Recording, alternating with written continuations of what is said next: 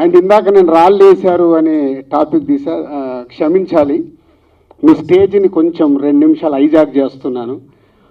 ఎందుకంటే దిల్ రాజు మీద ఎప్పుడు రాళ్ళు వేసే వాళ్ళ గురించి కూడా అభిమానిస్తున్న ఇంతమంది ముందు వాళ్ళ గురించి కూడా మాట్లాడాలనిపించి 2 నిమిషాలు మీడియా వారికి ఇది నా పర్సనల్ స్టేట్మెంట్గా చెప్పాలనుకున్నాను. ప్రతి సంక్రాంతికి సినిమాలు రిలీజ్ అవుతుంటాయి. రిలీజ్ అవుతున్నప్పుడల్లా డైరెక్టర్ ఇండైరెక్ట్ నేను కష్టపడి ఎదిగి ఇవాళ ఇండస్ట్రీలో ఈ పొజిషన్లో ఉన్నందుకు ఎప్పుడు ప్రతి సంక్రాంతికి ఏదో రకంగా కాంట్రవర్షియల్ చేస్తూ నా పైన స్టోన్స్ వేస్తూనే ఉంటారు. అది ఆల్మోస్ట్ మీరు అందరికీ తెలియంది కాదు, 7-8 ఇయర్స్ నుంచి నడుస్తూనే ఉంది. సో నేను చిరంజీవి గారు మాట్లాడుతూ వారు ఎంత బాగా చెప్పారు, దిల్ రాజుకు తెలుసు దేనికి ఎలా ఏం చెయ్యాలి అని, ఈజ్ ఎక్స్పీరియన్స్ పర్సన్ అని. కానీ ఈరోజు కొందరు వెబ్సైట్లలో చిరంజీవి గారు మాట్లాడిన దాన్ని ఇంకొకలాగా టర్న్ చేసి రాశారు. అవి 2 ప్రముఖ వెబ్సైట్లే.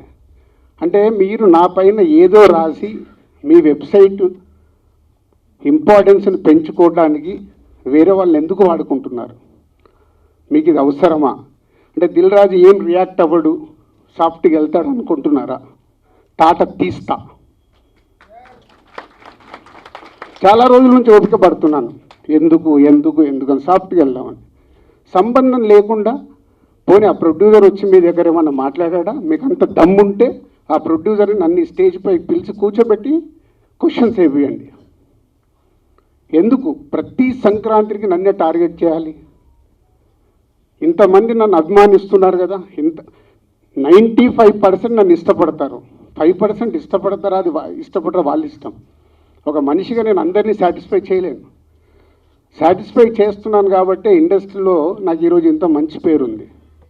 మీ అందరికీ తెలుసు, దిల్ రాజు అంటే ఒక బ్రాండ్ బిల్డ్ చేశా.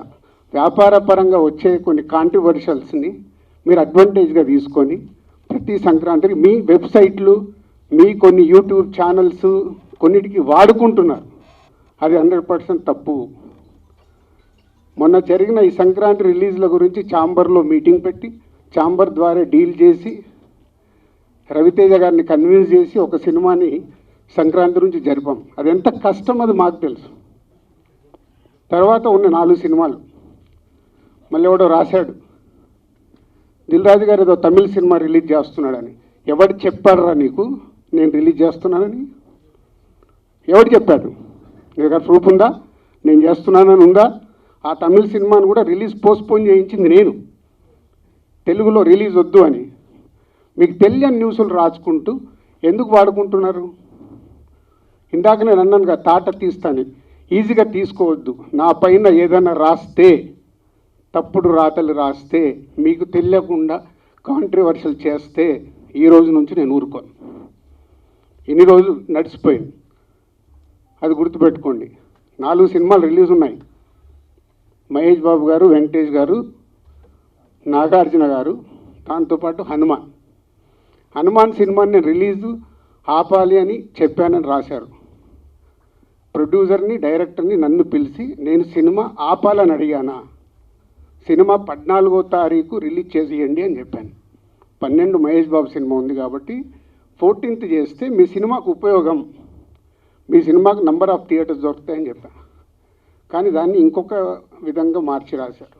చిరంజీవి గారు మాట్లాడింది ఇంకొకలాగా కన్వర్ట్ చేసి రాస్తున్నారు. మీకు కావాల్సిన దాన్ని హైలైట్ చేయకండి. నెగిటివ్ వైబ్స్ ఉండకుండా పాజిటివ్గా బతికితే బాగుంటుంది. నెగిటివ్గా బ్రతకడం ఇంపార్టెంట్ కాదు. అందరం పోయేవాళ్ళమే, ఇక్కడ ఉండటానికి రాలా. నెగిటివ్ ఎందుకు? నెగిటివ్ వైబ్స్ ఎందుకు? మీ వెబ్సైట్లు, మీ ఛానల్స్ ఇంప్రూవ్ అవ్వాలని నెగిటివ్ వైబ్స్ని తీసుకొస్తారా? ఈరోజు హనుమాన్ సినిమా ప్రపంచవ్యాప్తంగా రిలీజ్ అవుతుంది. నాట్ ఓన్లీ తెలుగు స్టేట్స్, తమిళ్లో రిలీజ్ అవుతుంది, కన్నడలో రిలీజ్ అవుతుంది, హిందీలో రిలీజ్ అవుతుంది. ఎక్కడ థియేటర్ లేవా? దొరకట్లేదా? మీకు తెలియని విషయం ఏంటంటే నైజాములో 7-8 సెంటర్లలో Mahesh Babu cinema, Hanuman cinema release అవుతుంది. వెంకటేష్ గారి సినిమాకి, నాగార్జున గారి సినిమాకి థియేటర్ లేదు. మీకు తెలుసా అది? చిరంజీవి గారు, నాగార్జున గారు, వెంకటేష్ గారు, they are not a small heroes. 30 ఏళ్ళ నుంచి ఇండస్ట్రీలో ఒక స్టార్ హీరోగా ఉన్న ఇమేజ్ ఉన్న వాళ్ళకు కూడా థియేటర్ లేవు. ఇవి మీకు కనిపించవు. ఎంతసేపు వాళ్ళకు రావాల్సిన మైలేజ్ గురించి ప్రయత్నం చేస్తూ, సో ఈరోజు కొన్ని కోట్లు ఖర్చు పెడితే రాని ప్రమోషన్ని హనుమాన్ సినిమాకు వచ్చింది. గుడ్, చిన్న సినిమా సూపర్ హిట్ అవ్వాలి అని మనస్ఫూర్తిగా కోరుకుంటున్న దాంట్లో నేను ఒక్కరిని. ఎందుకంటే సినిమా ఆడితేనే గ్లోబల్గా పెరుగుతాం. మన చేతిలో ఉండదు, మనం కష్టపడి సినిమా తీస్తాం. ఇవి తెలియకుండా మీ పిచ్చి రాతలతోని ఏం చేద్దాం అనుకుంటున్నారు? మళ్ళీ మళ్ళీ మళ్ళీ చెప్తున్నా, నా గురించి ఎక్కడన్నా తప్పుగా నా పేరు పెట్టి రాస్తే తాట తీస్తా. దీంట్లో తేడా లేదు. నిజాయితీగా మీకు ఏమైనా న్యూస్ ఉంది రండి, 24 hours అవైలబుల్. మీకు ఏమైనా న్యూస్ కావాలి, సార్ ఇలా ఉంది ఇదేంటని అడగండి, నేను సమాధానం ఇస్తాను. నా పిఆర్ వాళ్ళు కూడా మాట్లాడారు డైరెక్ట్. ఎప్పుడన్నా మీ మీడియా వాళ్ళందరికీ తెలుసా ఐఎమ్ అవైలబుల్ ఎనీ టైం. మీ మెసేజ్లకు నేను రిప్లై ఇస్తాను, మీ ఫోన్ కాల్స్కి నేను రిప్లై ఇస్తాను. చెప్పండి మీ మీడియా వాళ్ళందరూ, ఎప్పుడన్నా నేను లేనా, అవైలబుల్ లేనా? దేనికి? మీ మైలేజ్ కోసం నన్ను వాడితే మళ్ళీ మళ్ళీ చెప్తున్నా, తాట తీస్తా, గుర్తుపెట్టుకోండి.